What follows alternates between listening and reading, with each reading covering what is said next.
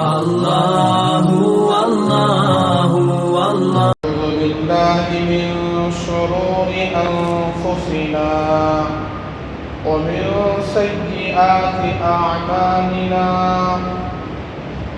ونعوذ بالله من شرور أنفسنا ومن سيئات أعمالنا من يهد الله فلا مضل له ومن يضلله فلا هادي له ونشهد أن لا إله إلا الله وحده لا شريك له ونشهد أن سيدنا وسندنا ومولانا محمدا عبده ورسوله أرسله بالحق بشيرا ونذيرا وداعيا إلى الله بإذنه وسراجا منيرا. أما بعد فأعوذ بالله من الشيطان الرجيم. بسم الله الرحمن الرحيم. يا أيها الذين آمنوا ادخلوا في السلم كافة ولا تتبعوا خطوات الشيطان إنه لكم عدو مبين. وقال النبي صلى الله عليه وسلم من حفظ سنتي أكرمه الله بأربع خصال: المحبة في قلوب البررة والهيبة في قلوب الفجرة والسعة في الرزق والثقة في الدين، أو كما قال النبي صلى الله عليه وسلم. رب اشرح لي صدري ويسر لي أمري واحلل عقدة من لساني يفقهوا قولي. سبحانك لا علم لنا إلا ما علمتنا إنك أنت العليم الحكيم. رب زدني علما رب زدني علما رب زدني علما. اللهم صل على سيدنا مولانا محمد في أفضل كلامنا. اللهم بارك على سيدنا ومولانا محمد في أوسط كلامنا. اللهم بارك على سيدنا ومولانا محمد في آخر كلامنا. تمام تعریفیں اس پاک پروردگار عالم کے لیے ہیں جو اس کائنات کا اکیلا تنی تنہا حقیقی بادشاہ ہے، حی و قیوم ہے، جس کی ذات ہمیشہ سے ہے، ہمیشہ رہے.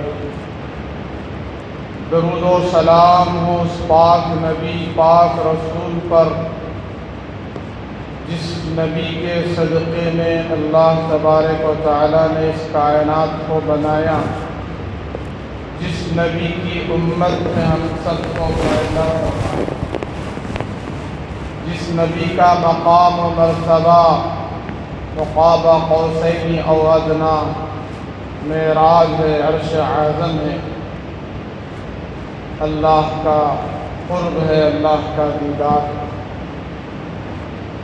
بزرگان محترم، عزیز ساتھیوں، ملت کے عزیز نوجوانوں، گزشتہ جمعہ، اس سے پیوستہ جمعہ، 2-3 جمعہ سے آپ نے عنوان کے تحت، موقع اور محل کے تحت جو بیان سماعت فرمایا، اس کا تعلق محرم الحرام کی فضیلت سے بھی تھا اور محرم الحرام میں پیش آنے والے حالات اور محرم الحرام میں آل رسول کی قربانیاں، اہل بیت کی قربانیاں، امام حسین شہید کربلا، نواز رسول حضرت محمد الرسول اللہ صلی اللہ علیہ وسلم کے آل اور آپ کے پاکیزہ نواسے کی قربانی آپ نے سنی۔ ہمارا عنوان اس سے پہلے اسلام کی بنیادی چیز ایمان کی حقیقت،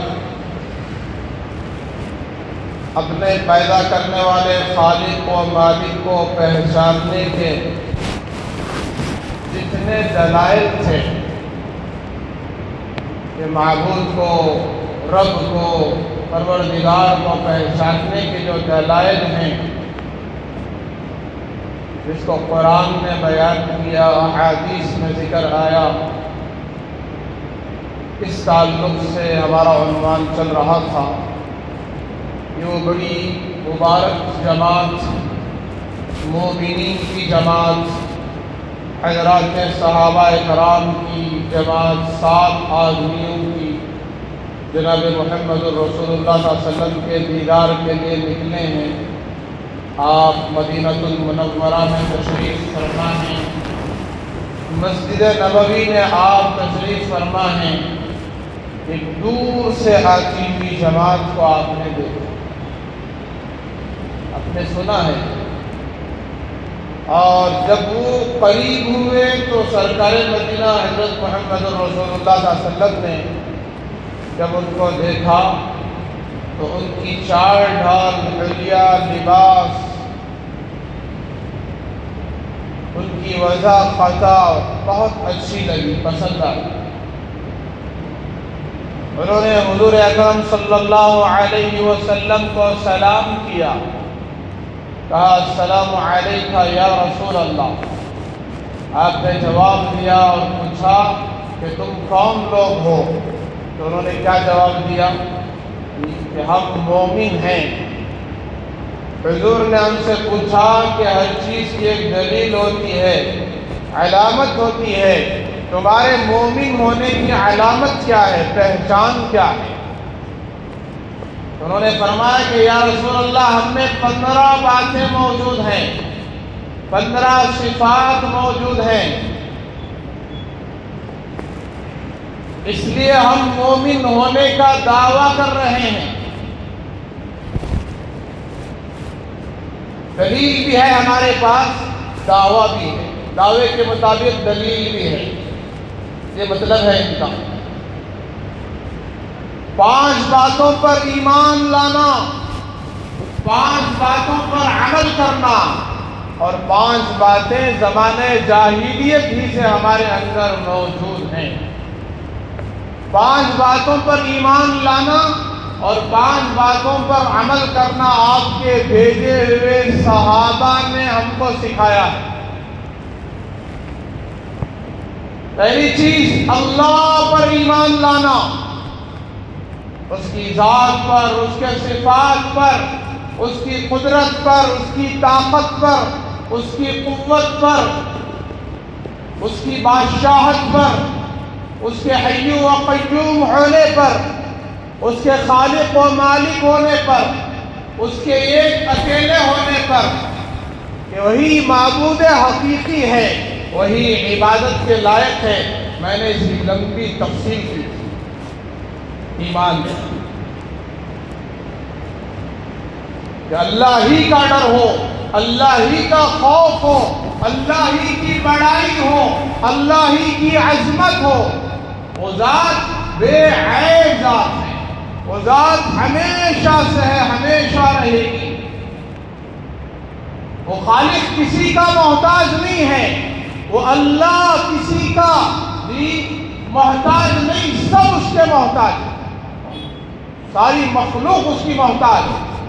وہ جو چاہے کر سکتا ہے، اس کا ارادہ ہی وجود ہے۔ زمین اور آسمانوں کا تنے تنہا مالک، سمندروں، دریاؤں، پہاڑوں کا تنے تنہا مالک، پوری مخلوق کا تنے تنہا مالک، ہر مخلوق اس کے قبضے میں، پوری مخلوق کی جان اس کے قبضے میں، موت اور حیات کا وہ مالک، نفع نقصان کا وہ مالک، عزت اور ذلت اس کے ہاتھ میں، کامیابی اور ناکامی اس کے ہاتھ میں، نفع نقصان اس کے ہاتھ میں، وہ ہر چیز پر قادر ہے۔ وہ ہر چیز کے بغیر ہر چیز وجود میں لا سکتا ہے، سب کچھ کے بغیر سب کچھ کر سکتا ہے۔ اللہ کا غیر اللہ کے بغیر سب کچھ کر سکتا ہے، اللہ اپنے غیر کے بغیر سب کچھ کر سکتا ہے، لیکن اللہ کے بغیر اللہ کا غیر کچھ نہیں کر سکتا۔ اللہ کی مرضی کے بغیر اللہ کا غیر کچھ نہیں کر سکتا۔ پوری مخلوق محتاج، وہ سب کچھ کے بغیر سب کچھ کرنے والی ذات۔ یہ ایمان ہے، ایمان کی تفصیل ہے لا الہ الا اللہ۔ عبادت اسی کے لیے، اطاعت اسی کے لیے، رکوع اسی کے لیے، سجدہ اسی کے لیے، پیشانی اسی کے آگے رگڑا جاتا ہے، سر اسی کے سامنے جھکایا جاتا ہے، عاجزی اسی کے سامنے کی جاتی ہے، گڑ گڑانا اسی کے سامنے، مانگنا اسی سے، حاجت روا وہی ہے، مشکل کشا وہی ہے، اولاد دینے والا، کسی کو بیٹے ہی بیٹے، کسی کو بیٹیاں ہی بیٹیاں، کسی کو بیٹے بھی بیٹیاں بھی، کسی کو کچھ بھی نہیں، اس کی مرضی ہے، اس کی قدرت ہے، اس کی منشا ہے، جو چاہے کرے۔ اللہ پر ایمان لانا۔ دوسری چیز، فرشتوں پر ایمان لانا۔ میں نے اس کی بھی تفصیل کی تھی۔ کون ہے فرشتے؟ یہ اللہ کی عجیب و غریب مخلوق، نورانی مخلوق، بڑی طاقتور مخلوق، بڑی قوت والی مخلوق۔ اللہ نے ان فرشتوں کو دنیا کے نظام چلانے کے لیے مقرر کر رکھا ہے، نظام پر طے کر رکھا ہے۔ جیسے مالک کوئی بڑا اپنے نوکروں کو خدمت پر رکھتا ہے، پوری مخلوق اللہ کی غلام ہے، انسان اللہ کے غلام، جنات اللہ کے غلام، چرندے پرندے درندے سب غلام، فرشتے بھی اللہ کے غلام۔ اللہ کی پیدا کی گئی مخلوق نورانی مخلوق ہے۔ میں نے پہلے عرض کیا تھا کہ اللہ نے انسانوں کو مٹی سے پیدا کیا، خاک سے، خاک کی مخلوق ہے یہ، اور جنات ناری مخلوق ہے، آگ سے بنی ہے، اور فرشتے نوری مخلوق ہے۔ ناری مخلوق، نوری مخلوق، اور ترابی مخلوق۔ تراب کے معنی مٹی، خاک کے معنی مٹی، ہم سب مٹی سے بنے، ہمارا میٹیریل مٹی ہے۔ فرشتوں کا میٹیریل نور، روشنی، اور جنات اور شیاطین کا میٹیریل آگ۔ نار کے معنی آگ، نور کے معنی روشنی۔ تو اللہ نے فرشتے کتنے بنائے ہیں؟ اللہ ہی کے علم میں ہے، اللہ کے سوا کوئی نہیں جانتا کہ اللہ نے کتنے فرشتوں کو پیدا کیا، کوئی شمار نہیں کر سکتا۔ ساری کائنات میں فرشتے ہیں، آسمان میں ایک بالش جگہ بھی ایسی خالی نہیں ہے جہاں کوئی فرشتہ عبادت نہ کر رہا، کوئی جگہ خالی نہیں، ہر جگہ اللہ کی حمد و ثنا، ستائش، تعریف، اس کی بڑائی، تسبیح، اس کی عبادت۔ کوئی فرشتہ رکوع میں، کوئی سجدے میں، کوئی قیام میں، کوئی تلاوت میں۔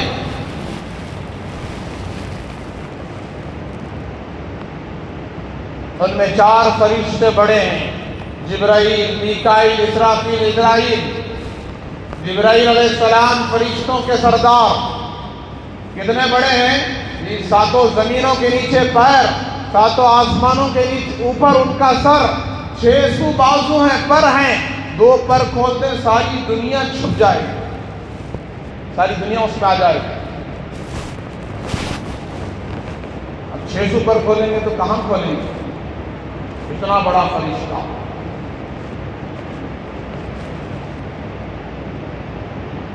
یہ بھی اللہ کا محتاج ہے، چونٹی سے لے کر جبریل تک، فرش سے لے کر عرش تک، ذرے سے لے کر پہاڑ تک، قطرے سے لے کر سمندر تک، مشرق سے لے کر مغرب تک، شمال سے لے کر جنوب تک، ساری مخلوق نفع نقصان پہنچانے میں، عزت ذلت دینے میں، کامیابی ناکامی دینے میں، موت اور حیات دینے میں ایک اکیلے اللہ کی محتاج ہے۔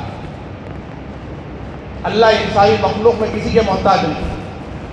اللہ کو پہچانو، اللہ کی ذات کو پہچانو، اللہ کی قدرت کو پہچانو۔ وفی انفسکم افلا تبصرون، کہ ہمارے اندر اللہ نے کیسی کیسی نعمتیں رکھا ہے۔ ایک ایک نعمت سے اللہ کی پہچان ہوتی ہے، ایک ایک نعمت سے۔ آنکھ سے اللہ کی پہچان، زبان سے اللہ کی پہچان، کانوں سے اللہ کی پہچان، دماغ سے اللہ کی پہچان، ہاتھ اور پیر سے اللہ کی پہچان۔ یہ ساری نعمتیں اللہ کو پہچاننے کے لیے ملی ہیں، اور آج ہم غفلت میں پڑے ہیں، ہمارے 24 گھنٹے غفلت میں گزر رہے ہیں۔ اللہ کی معرفت سے ہم دور، اللہ کی پہچان سے دور۔ بے شک مسلمان ہیں، لیکن ہم نے اللہ کی قدرت کو نہیں پہچانا، اللہ کی طاقت کو نہیں پہچانا، اللہ کی عظمت کو نہیں پہچانا، اللہ کی بڑائی دل میں نہیں اتارا۔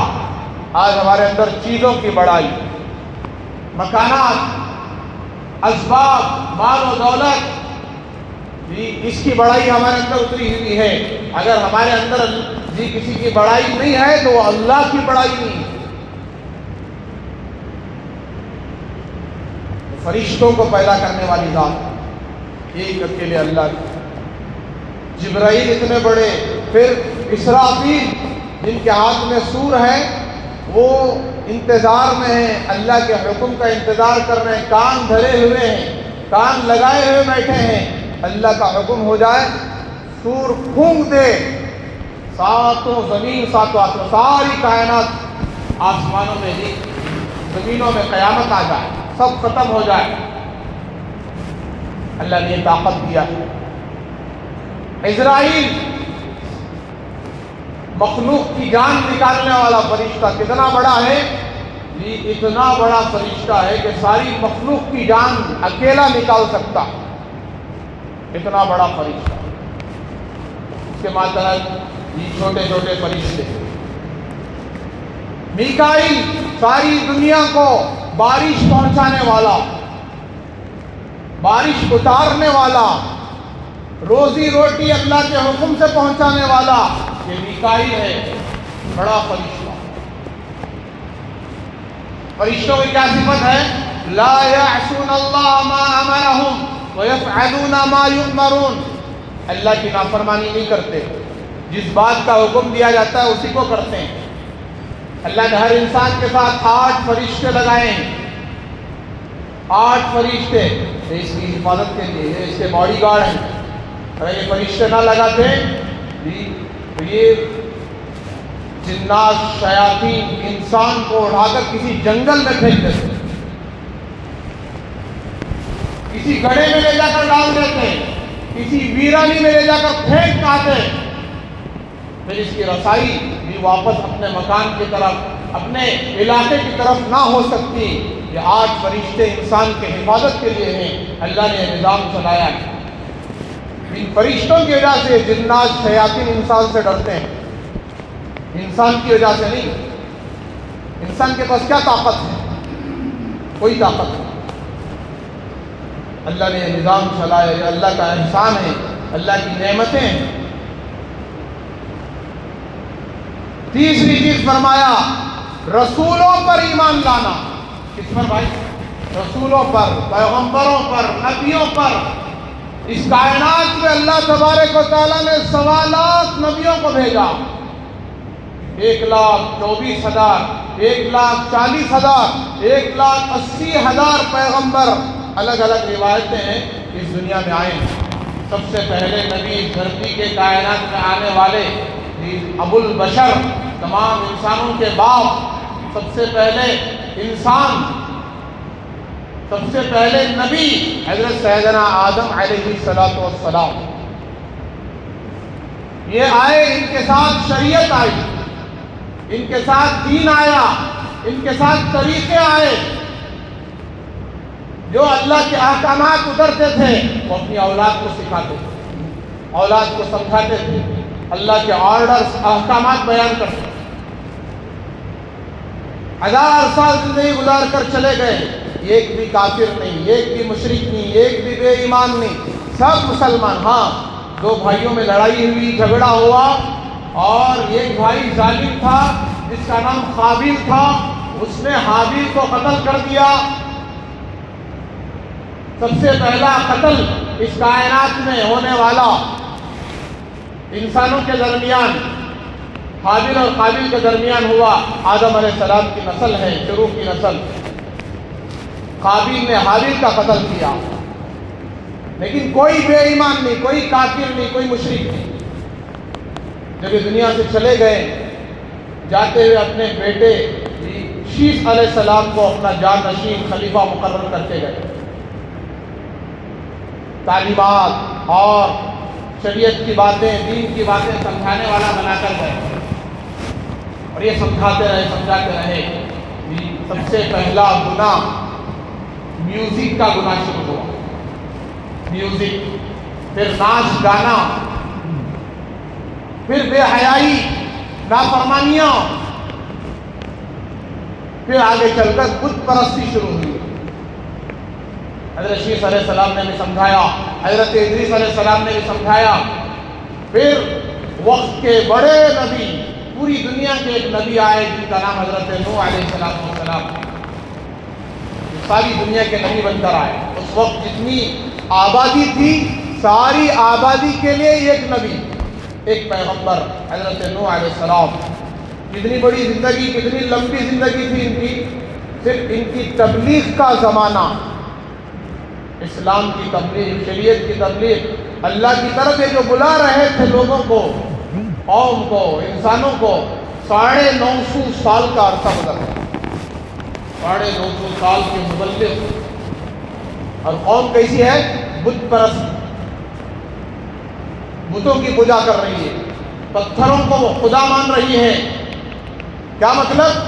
کہ جو نیک انسان، بزرگ، اللہ والے، عبادت گزار، متقی، پرہیزگار دنیا سے چلے گئے، ان کے جانے کا صدمہ، غم، افسوس ان کے رشتہ داروں کو، ان کے جاننے والوں کو اور انسانوں کو ان کے نیکی کی وجہ سے، ان کی سچائی، امانت داری، تقوی، طہارت، پرہیزگاری کی وجہ سے وہ صدمہ اور غم تو دل میں تھا۔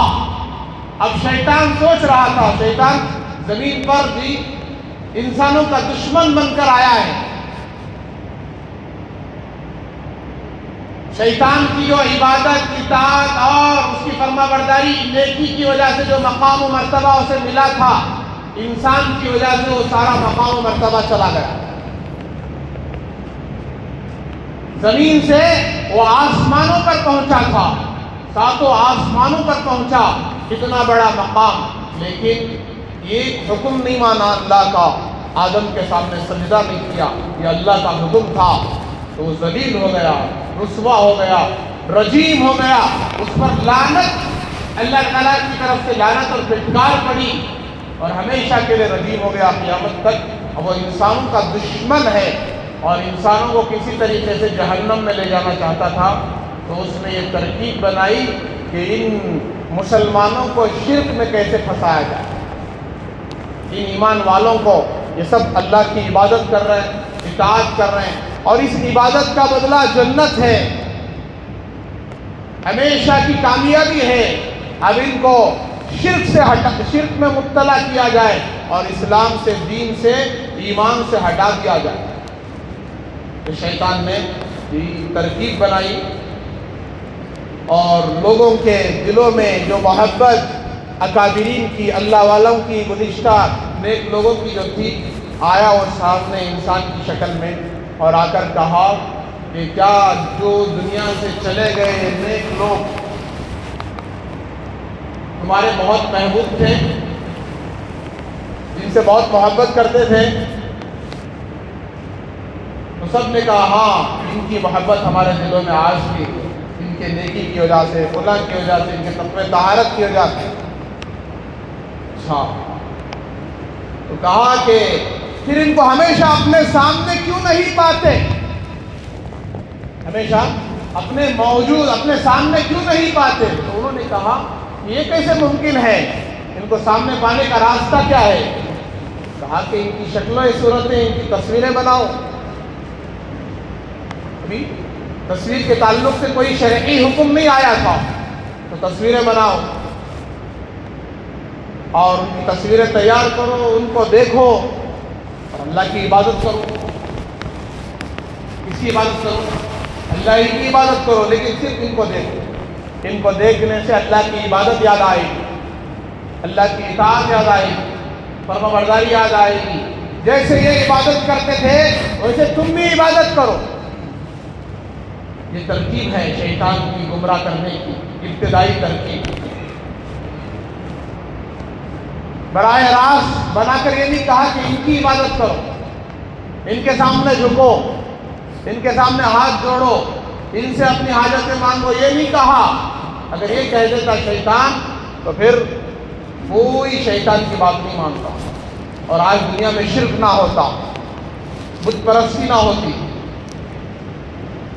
پہلے اس نے کہا کہ ان کو بنا کر اپنے سامنے رکھو اور ان کو دیکھ کر اللہ کی عبادت کرو۔ یہ نسل عبادت کرتے کرتے چلی گئی۔ ان کی جو نسل تھی، ان کی جو اولاد تھی، انہوں نے دیکھا تھا کہ ان کو دیکھ کر ہمارے ماں باپ عبادت کرتے تھے، یہ بڑے محترم مقدس عظمت والے لوگ ہیں جو گزشتہ دور میں تھے، گزر گئے، یہ واقعی مقدس ہیں۔ تو ان کے دلوں میں، ان کی اولاد کے دلوں میں اور زیادہ عظمت، محبت اور ادب احترام ان کے ماں باپ سے زیادہ ان کے اندر آ گئی۔ پھر یہ نسل بھی جو ہے گزر گئی، ادب احترام بہت زیادہ کرتی تھی۔ پھر اسی دور میں شیطان نے کہا یہ تو مختصر مجسمے ہیں، کام کرو ان مجسموں کو ہر گھر میں بناؤ۔ پھر عبادت خانوں میں رکھا جاتا تھا، اب ہر گھر میں ان کے تصویریں، مجسمے تیار ہوئے، ہر گھر میں اب بنا بنا کر رکھتے گئے، اور بہانہ یہ تھا کہ ان کو دیکھ کر اللہ کی عبادت کی جائے۔ اب ہر گھر میں بناتے گئے اور یہ دوسری نسل گزر گئی، تیسری نسل آئی تو تیسری نسل نے کچھ اور سمجھا، شیطان نے کچھ اور سمجھایا۔ پھر جب بھی ان کے سامنے آتے بڑے ادب کے ساتھ، احترام کے ساتھ ان کو دیکھتے اور بالکل ادب اور احترام کا معاملہ کرتے۔ یہ نسل گزر گئی پورا ادب کرتے کرتے، پھر چوتھی نسل آئی تو وہاں سے شیطان نے سمجھایا کہ جب بھی تمہارے آبا و اجداد کو کوئی مصیبتیں، حالات، پریشانیاں آتی تو ان کے سامنے جا کر کچھ اللہ سے سفارش کرتے، ان سے سفارش کرتے، کہتے کہ ہمارے یہ مسئلے ہیں، یہ ضرورتیں ہیں، یہ حاجتیں ہیں، آپ اللہ سے کروا دو، آپ اللہ سے کرواؤ۔ تو اپنی حاجتیں لے جا کر ان مجسموں کے سامنے رکھتے تھے، ان پتھر سے بنے ہوئے مورتیوں کے سامنے رکھتے تھے، اور ان گزرے ہوئے انسانوں کی شکلوں کے سامنے لے جا کر رکھتے تھے۔ پھر ایسے ہی ان کے سامنے حاجتیں طلب کرنا، گڑ گڑانا، رونا، پھر ان کے سامنے جھکنا، رکوع، سجدہ سب شروع ہو گئے۔ اللہ کو بھی مان رہے ہیں لیکن ان کو اللہ کے اتنے قریب مانتے ہیں کہ ہماری حاجتیں، ضرورتیں اللہ کو بتانے کے بجائے ان کو بتائیں گے تو اس سے ہمارے مسائل حل ہوں گے۔ اللہ کو ہم بتانے کی طاقت نہیں رکھتے۔ نعوذ باللہ من ذالک، اس طریقے سے مخلوق کی طرح اللہ کو بنا دیا۔ میری بات ایک بہت بڑے جج تک پہنچنا ہے تو میں ڈائریکٹ جج تک نہیں جا سکتا، تو میں پہنچاتے ہوئے جاتا ہوں کسی وکیل کے ذریعے سے، اس سے بڑے سے۔ تو ہم نے اللہ کو ایسا سمجھ لیا ہے، انہ علیم بذات الصدور، خدا کا قرآن کہہ رہا ہے، اللہ کی عزت و جلالت کی قسم، انسانوں کے دلوں کے اندر جو کچھ چھپا ہوا ہے اس کو بھی اللہ جانتا ہے۔ کالی رات، کالے پہاڑ کے نیچے جو غار ہے، کالے غار کے اندر جو چونٹی چل رہی ہے، اس چونٹی کے بچے کے چلنے کی آہٹ اور اس کے دل میں دھڑکنے والی یہ آہٹ، اس کو اللہ تبارک و تعالیٰ عرش اعظم سے سنتے ہیں۔ یہ اللہ کی قدرت ہے. اللہ کہہ رہے ہیں ادعوا ربکم استجب لکم، تم اپنے پروردگار سے مانگو وہ دعا ضرور قبول کرے گا. تضرعا و خفیہ، کہا کہ گڑ گڑا کر مانگو، چھپ چھپا کر مانگو، وہ سنتا ہے، ہر حال کو سنتا ہے. تو اس طریقے سے اب نبیوں نے آ کر کہا کہ یہ عبادت کے لیے نہیں پیدا کیے گئے ہیں، یہ اللہ کی مخلوق ہیں، تم نے ان کو اپنے ہاتھوں سے بنایا ہے، یہ غلط ہے، یہ شرک ہے. تو جب روکا گیا تو پھر قوم دشمن ہو گئی نبیوں کے. حضرت نوح علیہ السلام کو قوم کیوں مارتی تھی؟ تکلیفیں کیوں پہنچاتی تھی؟ اس لیے کہ حضرت نوح علیہ السلام نے شرک سے روکا تھا، کفر سے روکا تھا، بت پرستی سے روکا تھا، اس لیے ان کو تکلیفیں پہنچاتی تھی. اور ہزاروں لوگوں میں جتنی آبادی تھی اس میں صرف 80 لوگ، 80 یا 82 جوڑے مسلمان ہوئے ہیں، ایمان لائے. تو میرے بزرگوں، رسولوں کی تاریخ مستقل تاریخ ہے، اس کو انشاءاللہ آئندہ بھی بیان کیا جائے گا کہ انبیاء دنیا میں آنے کا، انبیاء کے دنیا میں آنے کا مقصد کیا ہے. پیغمبر دنیا میں آئے اور انسانوں کو اپنے پیدا کرنے والے خالق کی پہچان کرائے. حضرت نوح علیہ السلام کا سگا بیٹا کنعان وہ بے ایمان، 4 بیٹوں میں ایک بیٹا بے ایمان. حام، سام، یافس، یہ 3 بیٹے ایمان والے ہیں، پکے مومن ہیں، اور ایک بیٹا بے ایمان، بروں کی صحبت میں بیٹھتا تھا، کافروں کی صحبت میں بیٹھتا تھا، اور ان کی صحبت میں بیٹھ کر وہ بھی بے ایمان ہو گئے. اس نے بھی خدا کا انکار کیا، نوح علیہ السلام کا انکار کیا.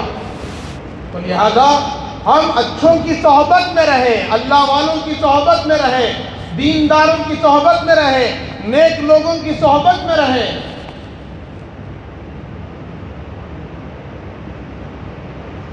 ہفتے میں 1 مرتبہ 2 رکعت جمعہ پڑھ کر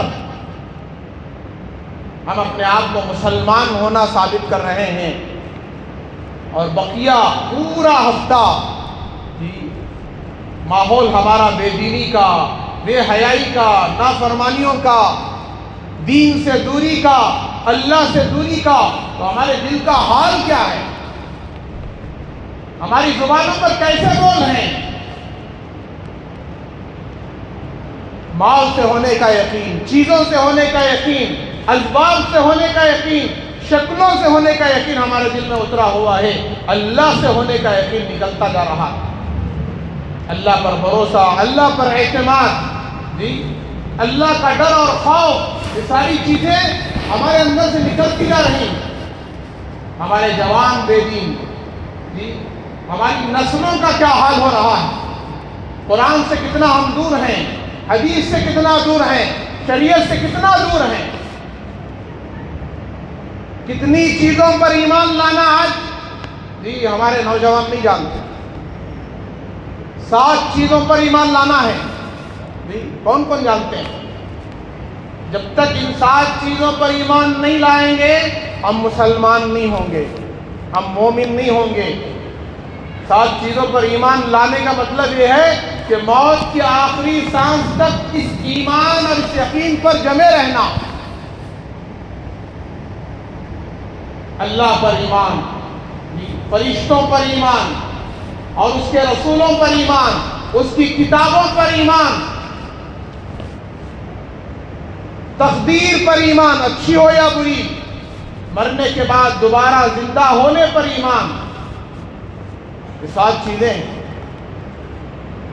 جس کی تفصیل جاننا ہے اسی کی تفصیل چل رہی ہے، لیکن وقت اس کی اجازت نہیں دیتا کہ پوری تفصیل ایک ہی جمعہ میں ہو جائے. اس کے لیے آپ حضرات سے گزارش ہے آپ شروع سے تشریف لائیں. جمعہ کے مستقل فضائل ہیں، بڑے فضائل آئے ہیں. جو سب سے پہلے آتا ہے اس کو اونٹ کی قربانی دینے کا ثواب. حدیث میں آتا ہے اونٹ کی قربانی، سال میں 1 مرتبہ کوئی بڑے جانور کی قربانی کرتا ہے تو دل میں کتنی خوشی ہوتی ہے کہ سال میں 1 مرتبہ ہمیں موقع ملا ہے. ہزاروں روپے دے کر جانور خریدا، قربانی کی. اور ہر جمعہ اونٹ کی قربانی کا اجر جو پہلے آتا ہے، اور اس کے بعد جو آتا ہے فرمایا گائیں ذبح کرنے کا ثواب، گائیں کی قربانی دینے کا ثواب، اجر اللہ اس کے نام اعمال میں عطا فرماتے ہیں۔ پھر فرمایا اس کے بعد جو آتا ہے اسے بکرا ذبح کرنے کا اجر اللہ تعالیٰ عطا فرماتے ہیں، بکرے کی قربانی کا اجر۔ اس کے بعد جو آتا ہے مرغی ذبح کرنے کا اجر، پھر انڈا صدقہ دینے کا اجر، اور جو بالکل تاخیر سے آتا ہے جی اسے کچھ اجر نہیں ملتا، فرشتے نام اعمال بند کر دیتے ہیں۔ جو جمعہ کے دن جمعہ کے لیے غسل کرتا ہے اور جمعہ کی نیت سے جلدی مسجد میں آتا ہے، اس کے ہر قدم پر 1 سال کی عبادت کا ثواب، ہر قدم پر جو قدم اٹھاتا ہے ہر قدم پر 1 سال کی عبادت کا ثواب، ہر تسبیح پر 1 سال کی عبادت کا ثواب، اور پوری جماعت مکمل پڑھتا ہے، سنتیں اور نوافل آداب کی رعایت کرتے ہوئے تمام چیزیں، خطبے کو غور سے سنتا ہے، نماز پڑھتا ہے، پھر ساری چیزیں کر کے جاتا ہے، تو روایت میں لکھا ہے 200 سال کی عبادت کا ثواب ملتا ہے۔ اور آج ہم صرف 2 رکعت نماز پڑھنے کے لیے آتے ہیں اور 2 رکعت نماز پڑھ کے چلے جاتے ہیں۔ میرے بزرگوں، آج آخری بات بول کر میں ختم کر دیتا ہوں کہ جو اسرائیل کا جو یہودی کا جو پی ایم ہے وہ کہہ رہا ہے کہ ہمیں مسلمانوں سے ذرا برابر بھی ڈر نہیں ہے، مسلمانوں سے ڈرنے کی بالکل ضرورت ہی نہیں ہے۔ ہاں ہم مسلمانوں سے اس دن سے ڈریں گے، اس دن سے ڈریں گے جس دن سے مسلمان فجر کی نماز کو آنے والے بن جائیں، ایسے آئے جیسے جمعہ میں آتے ہیں۔ جس دن سے مسلمان فجر کی نماز جمعہ کی نماز کی طرح پڑھنے والے بن جائیں، اس دن سے ہمیں ڈرنے کی ضرورت ہے۔ یہودی کہہ رہا ہے جب تک مسلمان فجر چھوڑتا رہے گا مسلمان سے ڈرنے کی ضرورت نہیں ہے۔ اب ہمارے اس مجمع میں اور پوری دنیا میں کتنے مسلمان ایسے ہیں جو فجر کی پابندی کرتے ہیں؟ اصل مصلی کی تعداد، اصل نمازیوں کی پہچان فجر کی نماز بتاتی ہے اور مسجد بتاتی ہے کہ کتنے پکے نمازی ہیں۔ جمعہ کی نماز پڑھنے والوں کی تعداد کا کوئی اعتبار نہیں ہے، اور جس دن سے مسلمان فجر کی نماز پڑھنے والا بن جائے جی یہود بھی ڈریں گے، نصارہ بھی ڈریں گے، سارا دنیا کا باطل ڈرے گا، اور اللہ سارے باطل کو زیر کر دیں گے، اور مسلمانوں کو بھی اللہ تعالیٰ خلافت عطا فرمائے۔ اس کے لیے 5 وقت کی نماز کی پابندی کریں۔ پھر 5-7 منٹ کا مسئلہ ہے ایک نماز کے لیے، اکیلے پڑھے تو 5 منٹ، جماعت کے ساتھ پڑھے 7-8 منٹ ہیں۔ آج مسلمان کے پاس 24 گھنٹے میں سے 1 گھنٹہ اللہ کے لیے نہیں ہے، پیدا کرنے والے خالق کے لیے نہیں ہے۔ ایک باپ اپنے بچے کو 10 لاکھ روپے دے کر 10 دن کے بعد پوچھتا ہے بیٹا 1 لاکھ روپے نہیں، 1 لاکھ نہیں 10,000 روپے دے، مجھے ضرورت ہے۔ تو بیٹا سر کھجاتے ہوئے کہہ رہا ہے کہ تھوڑے تقاضے ہیں، دیکھتا ہوں سوچتا ہوں، جی ہو سکے تو دوں گا۔ 10 لاکھ لے کے کیا بول رہا ہے؟ جی تھوڑے تقاضے ہیں، ضرورتیں ہیں، ہو سکے تو دوں گا۔ تو ایسا ٹھیک ہمارا حال یہی ہے، جس ذات نے ہمیں 24 گھنٹے وقت دیا ہے اس کے لیے 1 گھنٹہ ہمارے پاس وقت نہیں، وہ بھی پورا 1 گھنٹہ ایک ساتھ نہیں، 10 منٹ فجر کے لیے، ظہر کے لیے، عصر کے لیے، مغرب کے لیے، عشاء کے لیے، 50 منٹ میں 5 نمازیں۔ 50 منٹ کو یہ قربانی دیتا ہے تو پکا نمازی بن جائے گا۔ اور آج ہم جی شیطان کی اطاعت، نفس کے فریب میں، نفس کے جی چونچلے پورا کرنے میں اتنے غفلت میں پڑے ہوئے ہیں کہ نماز چھوڑنے کا احساس ہی نہیں، نماز چھوڑنے کا احساس ہی نہیں، نماز چھوٹنے کا رکھتی ذرا برابر بھی غم کی ہے۔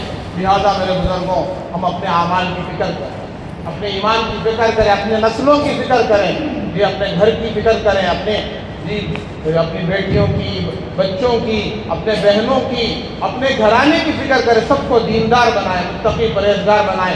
ماحول جی جہنم والا ماحول ہے اور بے دینی کا ماحول ہے، ایمان کب سلب ہو جائے گا، دین کب زندگی سے نکل جائے گا، جو اندر جو مایا ہے ایمان کی کب ختم ہو جائے گی احساس ہی نہیں ہوگا۔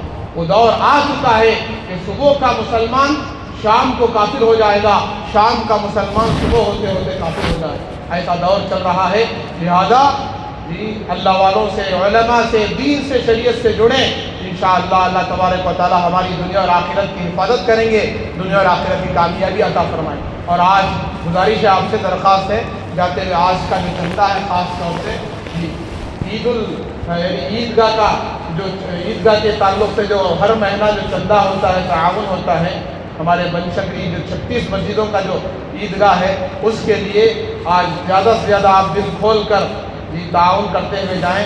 اللہ تعالیٰ آپ کے دینے کو قبول فرمائے، آپ کی تجارت کمائی کاروبار میں اللہ خوب برکت عطا فرمائے۔ وآخر دعوانا الحمدللہ رب العالمین، سنتیں